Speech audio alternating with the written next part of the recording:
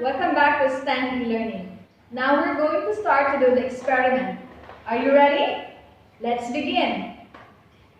Get your 50 ml vinegar, color it with food coloring, get 2 ml of it, wrap it inside and mix. There you go. Set it aside for a while. Now get your baking soda. Fill the empty container with 2 spoons of baking soda. 1 and 2.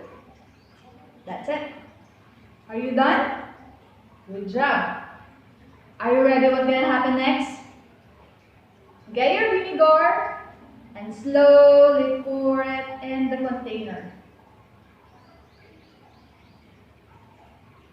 There you go. Observe what's happening.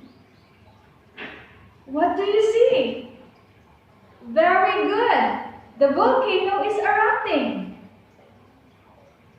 Did you have fun? Hope to see you in the next video. Bye!